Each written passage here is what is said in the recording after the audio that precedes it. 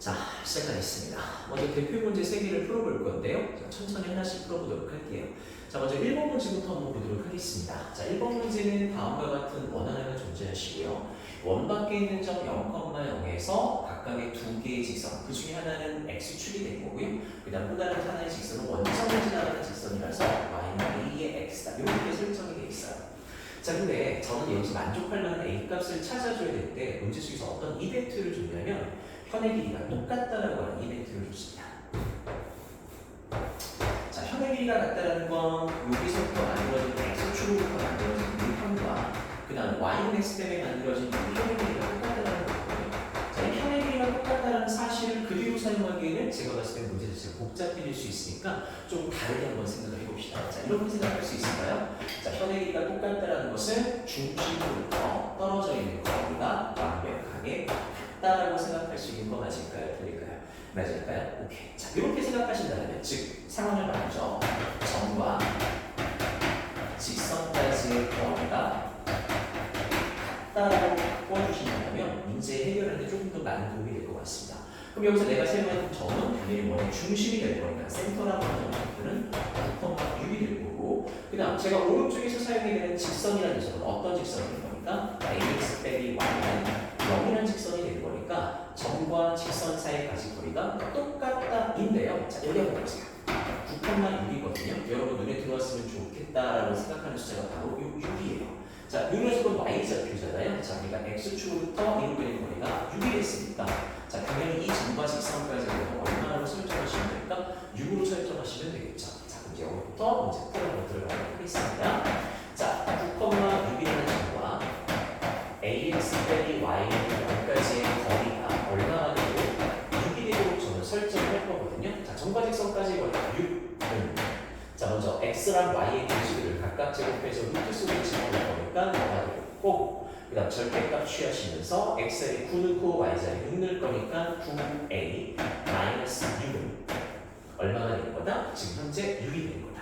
자, 그럼 이제 아래쪽에 보면서 올리면서 분수 계산할 건데 숫자가 좀 크니까 약분시킬 수 있는 걸 약분하면서 갑시다. 6 곱하기 루트 a 제곱 더하기 1. 자, 오른쪽에 보면 위쪽에 보는 절대값은 3을 숫자를 빼신다면 3의 마이너스 2라고 쓰실 수 있을 거고, 약분시킬 수 있을 때 이쪽에 약분 써주시게 된다면 너란 숫자는 2가 되겠죠. 자, 좌변에는 뭐가 존재하시고 루트가 존재하시고 우변에는 절대값이 존재하니까 양면을 제곱하는 연산을 취하신다면, 자, 조심합시다. 너란 숫자는 제곱이 되면은 4가 되는 거예요. 자, 그러면서 이쪽에서는 a 제곱 플러스 1로 잡아주시고, 자, 오른쪽은 제곱을 할 거니까 절대값이 사라지겠죠. 그래서 9a 제곱에 마이너스 12a 플러스 4가 될 겁니다. 자, 그럼 이제 양변에서 천천히 지울 수 있는 만한 수를 지울게요. 자, 이쪽에서 4a 제곱 생길 거니까 이쪽 넘어오시게 되면 5a 제곱이 될 거고, 마이너스 12a 쓰시면서 플러스 4는 사라졌을 테니까 0이 되겠죠. 자, 이제 마지막 포인트 한번 가볼게요. 자, 제가 지금 y는 ax라고 하는 직선을 찾고 있는데요. 자, 이 직선은 반드시 원점을 지나가는 직선이면서 동시에 오른쪽 위로 올라가고 있는 직선이기 때문에 a의 값은 양수라고 하는 범위를 갖게 돼요. 그럼 양수라는 건 절대로 0이 될 수 없기 때문에 양변을 a로 나누신다고 했을 때 5a 마이너스 12는 0이 되면서 만족할 만한 a라고 하는 숫자는 얼마라고 선택을 하면 5의 10이라고 잡아주시면 될 것 같습니다. 자, 여기까지 이해하실 수 있을까요? 네. 자, 그럼 이제 두 번째 문제로 가볼 건데, 두 번째 문제는 생각보다 좀 고려할 요소들이 조금 있으니까 제가 좀 더 꼼꼼하게 한번 설명을 해볼게요. 자, 먼저 집합 A는요, 2차 부등식으로 문제에 설정이 되어 있었지만 제가 일단은 인수분해를 통해서 범위를 먼저 만들어 놨고, 자, 그 다음에 집합 B는 다음 부등식을 만족하는 누구들의 모임이냐면 x들의 모임이세요. 여기까지 판단할 수 있겠죠. 자, 근데 이제 각각의 집합이 공집합이 되지 않도록 하는 정수 KBC를 찾으라고 했으니까 제가 먼저 분석해야 되는 건 당연히 집합 B를 만들고 있는 부등식을 먼저 생각을 해야 될 것 같아요. 근데 여기 보이는 파란 색깔 부등식이 생각보다 좀 복잡해 보이는 거 맞죠? 단순하게 바꿀 거니까 로그 2의 x라고 하는 녀석을 제가 살짝 t라고 한번 가보겠습니다. 자, 그런데 이렇게 놓으시면서요, 항상 먼저 생각을 해주셨으면 하는 게 뭐냐면은 로그에 대한 연산 문제라든가 방정식, 부등식 문제 시작은 항상 진수 조건부터 시작하는 거거든요. 그러니까 x의 값이 뭐보다 크다, 0보다 크다 먼저 세팅을 하시고 시작하도록 하겠습니다. 괜찮을까요? 자, 먼저 로그 x를 제가 t라고 놨으니까 주어진 공식은 t의 제곱에 마이너스 2kt에 그 다음에 플러스 k제곱 마이너스 1을 0보다 작거나 같다고 설정할 수 있을 거고 자, 여기 보이는 부등식은 완벽한 t에 대한 2차 부등식이니까 첫 번째 인수분해가 가능하다면 인수분해를 할 거고 인수분해가 안 되면 근해 공식에 집어넣으면 되는데 선생님 미정기수가 여기에 k가 상수항에도 존재하고 1차항에도 존재하니까 인수분해가 안 될 것 같은데 이렇게 생각할 수 있거든요. 자, 보세요. 최고차항계수가 얼마짜리 기준으로? 1 기준으로 내가 항상 생각되는 건 뭐냐면은 뒤에 보이는 상수항은 곱을 통해서 만들어지고 앞쪽에 보이는 1차 계수는 합을 통해서 만들어지기 때문에 여기 먼저 포인트를 보는 거예요. 그럼 곱했을 때 k제곱 마이너스 1이 만들어질 거니까 k 마이너스 1과 k 플러스 1이라고 하는 인수 두 개를 가져가시면 될 것 같고 두 개를 더했을 때 마이너스 2kt가 되는 거니까 부호만 조정하셔서 여기다 마이너스를 쓰면 될 것 같고 그럼 이 앞쪽에 t가 들어가면 되는 건데 사실 t라는 녀석은 누구셨으니까 로그 2의 x셨으니까 제가 바로 여기다가 t 자리에 로그 2의 x를 집어넣으시게 된다면 자, 주어진 부등식은 이제 이렇게 상황이 바뀔 것 같네요. 어떻게 바뀐다고 생각하면 될까요? 로그 2의 마이너스 k 마이너스 1 곱하기 그 다음에 로그 2의 마이너스 k 플러스 1이 여기가 작거나 같다. 자, 판단하실 수 있겠죠? 자, 그럼 이제 오른쪽에 보이는 건 죄송합니다. x가 빠져나가는 겁니다. 네, 큰일 날 뻔했네요. 자, 로그 2의 x에 대한 몇 차 부등식? 2차 부등식이거든요. 자, 그러니까 이 녀석의 해의 범위를 그대로 쓰신다면 로그 2의 x는 어디에서부터? k-1에서부터 어디까지 존재할 거고 k 더하기 1까지 존재하실 거고 그 다음 밑에 보이는 숫자가 1보다 크기 때문에 증가하는 함수이기 때문에 제가 지수의 형태를 다시 바꿔 쓴다고 하더라도 부등호의 방향은 절대로 바뀌지 않는다. 그대로 유지가 된 상태 속에서 너는 2의 k-1제곱에서부터 x 그 다음에 2의 k 플러스 1제곱까지라고 하는 누구의 범위가 설정되게 되시는 거냐? 집합 b의 범위가 설정이 됩니다. 자, 그러면 이제 위에 보이는 집합 a라고 하는 범위를 제가 아래다가 살짝 다시 한번 써볼게요. 자, x의 범위는 1에서부터 어디까지? 4까지인데 자, 이 녀석들이 교집합이 공집합이 되지 않도록 저는 k 값을 설정해 달라는 거예요. 그런데 생각해보니까 고려할 요소들이 좀 많은 것 같습니다. 왜냐면요, 집합 a는 움직이지 않고 고정되어 있으니까 제가 이렇게 한번 생각해볼게요. 이쪽이 1이었고 이쪽이 얼마? 4였다고 생각해봅시다. 그 빨간 색깔 집합의 범위를 제가 b라고 놨을 때 집합 b는 이렇게 설정이 된다고 하더라도 가능하고요. 오른쪽으로 넘어왔다고 하더라도 가능하고요. 심지어 양쪽에 이렇게 있었다고 생각한다고 하더라도 가능해요. 그러니까 분류할 케이스가 많거든요. 자, 그래서 이때는 무슨 사건을 생각할 거고요? 역사건을 생각할 거예요. 즉 쉽게 말하면 A 교집합 B가 공집합이 되도록 하는 누구의 범위를 만든 후에 K의 범위를 만든 후에 그 범위 위를 무엇을 시켜버리게 될까요? 단전을 시킨다고 생각합시다. 자, 우리 집합 공부할 때 이런 거 배웠죠. 부정의 부정은 뭐였다? 긍정이었다. 그러니까 우리는 오히려 어떤 이벤트를 만들어내겠다? 자, 교집합이 공집합이 되는 이벤트를 만들어내서 K 범위를 설정하고 그 범위의 단전, 즉 반대 범위를 먼저 만들어 보겠다. 자, 그러면 일단 수익선상에 존재했을 때, 자, 이쪽에 보이는 이쪽은 1이 될 거고, 그다음 이제 이쪽은 얼마가 될 거야?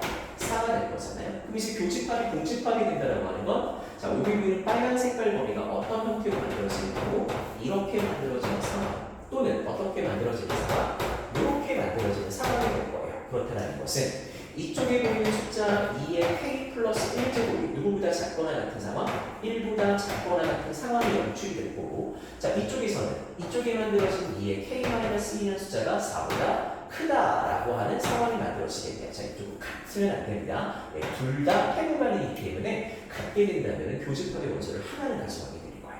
자, 그렇기 때문에 너를 만족하는 부등식을 찾는다면 2의 k 플러스 1 작다. 1 대신에 2의 0제곱 쓸 거고 위치보다 큰 지수 부등식이기 때문에 그대로 지수 비례를 갖고 와서 k 값은 마이너스보다 작거나 자, 오른쪽에 넘어왔을 때 자, 이쪽에서는 2라는 숫자가 2의 2제곱이 될 거고요. 이쪽은 2의 k-가 될 거니까 지수 갖고 본다면 k 값이 2보다 크다, 3보다 크다 이 범위가 되겠죠. 자, 우리가 원하는 답은 이 답이 아니에요. 우리가 원하는 답은 이 답의 반전, 즉 반대가 되기 때문에 K의 범위를 어떻게 설정하시면 될까? 마이너스 1보다 크거나 같고 2보다 작거나 같다, 3보다 작거나 같다고 세팅하시면 되고요. 이때 만족하는 정수 K라고 하는 녀석은 얼마부터? 마이너스 1, 0, 1, 2, 3 이렇게 나오니까 몇 개가 정답이 되시는 거다? 5개가 정답이 되시는 거다? 이렇게 체크하시면 될 것 같습니다. 자, 판단하실 수 있겠죠? 자, 그 다음에 이제 오른쪽으로 와서 세 번째 마지막 문제 한번 풀어보고 마무리 짓도록 할게요.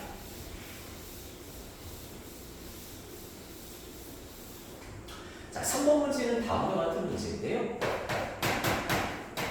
들어가는 x의 값이 마이너스 1보다 큰 상황에서 3차 함수 4x의 세제곱 마이너스 3x의 제곱 빼기 6x가 1보다 크거나 같다를 만족하는 k보다 크거나 같다를 만족하도록 하기 위한 정수 k의 무슨 값을 찾으셔라? k의 최대값을 찾아주시라 라고 나온 문제예요. 자, 그러면 요 녀석은 이제 기본적으로 부등식, 미정계수가 포함되어 있는 부등식인데 저는 이렇게 한번 설명을 드릴게요. 자, 우리가 부등식이라고 하는 개념은 크게 두 가지 의미를 제공해 주는데 첫 번째는 대소관계입니다. 자, 대소관계라고 하는 건 말 뜻 그대로 누가 더 크냐 누가 더 작냐 내가 되겠죠. 자, 그럼 저 대소관계를 수직선상으로 갖고 간다면 누가 더 오른쪽에 있고 누가 더 왼쪽에 있냐 이제 이 얘기가 되는 건데 우리가 보통은 이제 고차, 함수라든가 차수가 높은 부등식을 풀어나갈 때는요 대소관계보다는 어떻게 해석을 하는 게 조금 더 좋을 거냐? 위치관계로 해석을 하시는 게 조금 더 좋아요. 위치관계. 그러니까 부등식의 좌변과 우변을 각각 함수로 생각한다면 하나의 함수가 위에 있고 하나의 함수가 아래에 있다 얘가 되는 겁니다. 그러니까 이 문제 풀이에서의 시작은 이렇게 시작해야 돼요. 좌변에 보이는 3차식을 제가 fx라고 하는 3차 함수로 생각을 할 거고요. 자, 오른쪽에 보이는 k라고 하는 녀석은 지금부터 무슨 함수로 제가 생각을 할까? 상수 함수로 생각을 할 거고 이제 지금부터 저는 이 두 함수의 위치관계를 따져나갈 겁니다. 이해하실 수 있겠죠? 자, 그러니까 3차 함수 fx를 그려나가기 위해서 먼저 미분이라는 하는 녀석을 통해서 해보시면 2x제곱 빼기 6x 마이너스 6이 될 거고 조금만 더 바꿔주면 6으로 보면 2x제곱 빼기 x 마이너스는 이렇게 될 거고요. 자, 오른쪽에 보이는 2차식을 인수분해 한다면 6배에 2x 자, 이쪽에선 누굴 가져갈까요? 제 생각에는 플러스 1을 가져갈 거고 x 마이너스 1을 가져갈 거예요. 자, 이렇게 도함수를 통해서 인수분해를 한 후에 제가 얻고자 하는 정보는 무슨 정보냐면 바로 부호 정보예요. 자, 왜? 도함수의 부호가 원함수의 증가와 감소를 결정짓게 되는 거 맞을까요? 네. 자, 그러면 이제 이 녀석의 부호를 확인할 수 있는 가장 좋은 그림은 바로 뭘까요? 그래프. 그럼 그 그래프를 그려나갈 때 기준 자체를 누구로 설정하시면 될까? x 절편을 기준으로 한 함수의 그래프를 만들어주시면 됩니다. 자, 그러면 도함수의 그래프는 지금 현재 어떻게 생겨먹은? 아래로 블록으로 생겨먹은 2차 함수가 되셨을 거고 그 다음 절편 하나의 값과 절편 하나의 값에 따라서 자, 이쪽에서 만들어진 x절편은 얼마가 되고요? 1이 된 거고요. 자, 이쪽에 x값이 얼마가 됩니까? 마이너스 2분의 1. 자, 이제 부호 설정할게요. 자, 더해서 도함수의 부호가 양수가 됐고 넌 음수가 됐고 넌 양수가 됐으니까 자, 원함수는 무엇을 하시다가 증가를 하시다가 감소를 하시다가 증가하는 함수가 만들어지겠죠. 여기서 만들어진 빨간 색깔 함수가 바로 fx가 되는 겁니다. 자, 그럼 이제 저는 이제 fx랑 y는 k라고 하는 직선 사이의 위치관계를 관찰할 건데 자, 여기서 조심할 거 저는 x의 값을 마이너스 1보다 크다에서만 관찰을 할 거니까 x의 값 마이너스 1, 마이너스 2보다 작은 여기 어딘가에 존재할 수 있다고 생각할 수 있는 건 맞을까요? 그래서 너를 마이너스 1로 설정했을 때 함수에다가 마이너스 1 한번 대입해 볼게요. 자, 이 사이에다가 마이너스 1을 대입한다면 어떤 함수가 만들어질까요? 1 빼기 3 마이너스를 죄송합니다. 마이너스 4, 마이너스 3 플러스 1인 거니까 이 높이는 y의 값은 얼마? 마이너스 1이라고 세팅을 하시면 될 것 같고 자, 2분의 마이너스 2분의 수는 집어넣어도 되는데 계산 자체가 복잡하니까 아직은 집어넣지 마시고요. 자, 그 다음에 이제 요점에 보는 점은 x의 좌표가 1이거든요. 자, 1을 넣었을 때 만들어지는 y의 값은 얼마가 완성될 거냐면 1 대입하실 거니까 y의 값은 마이너스 5가 될 거고요. 제가 관찰하고자 하는 함수는 어디부터? 여기부터 시작해서 여기까지만 관찰하는 거예요. 그럼 이제 뒷부분은 관찰을 할 필요가 없을 것 같아요. 괜찮을까요? 자, 그럼 이제 마지막으로 어떤 함수가 나오셨냐면, 자, 이쪽에 보이는 y는 켈러라고 하는 함수가 나오고, 얘는 상수함수가 되는 거니까 x축의 평행한 직선이 될 거고, 자, 파란 색깔 함수 중에서 가장 낮은 높이가 마이너스 5가 됐기 때문에 k라는 녀석은 이런 식으로 지나가시면 가능할까요? 네, 당연히 용수이 되겠죠. 왜? 이런 점과 이런 점을 기준으로 해서 파란 색깔 함수와 상수함수의 위치 관계가 바뀌고 있거든요. 그러니까 밑으로 좀 더 내려가셔서 k라고 하는 높이는 어느 정도까지 가능하시겠다? 이 정도까지 가능하시겠다. 그렇다는 건 k라고 하는 값은 가상가지니까 마이너스 5 이것까지만 된다. 작거나 같으시면 된다. 따라서 k의 최대값은 얼마가 된다? 마이너스 5가 된다. 이렇게 생각하시면 될 것 같습니다. 자, 제가 준비한 수업은 여기까지고요. 일단 마치도록 하겠습니다.